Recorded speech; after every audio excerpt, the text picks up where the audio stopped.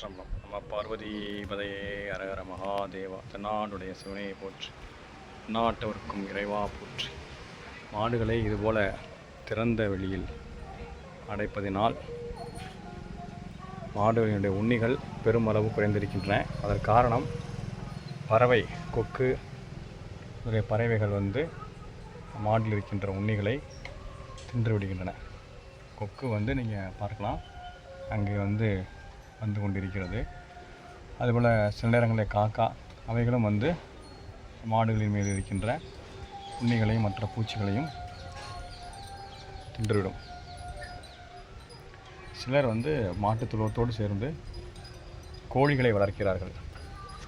அந்த கோழிகள் பெருமளவில் இதை விட அதிக எண்ணிக்கையில் இருப்பதனாலும் பக்கத்தில் இருப்பதனாலும் அதில் அது வீட்டிலே வளர்க்கப்படுகின்ற ஒரு பறவை அல்லவா, அதனால் அவைகள் அதிகம் உண்ணியை தின்று விடுகின்றன. இப்போ இந்த கொக்கு இது வரைக்கும் வரல, மாடு வந்தவொடனே வந்துருச்சு.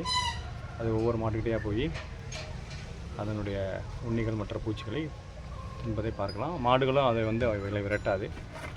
இன்னும் சொல்லப்போனால் மாடுகள் நன்றாக ஒத்துழைக்கும் அந்த கொக்குகள் அந்த உண்ணிகளை தின்பதற்கும்.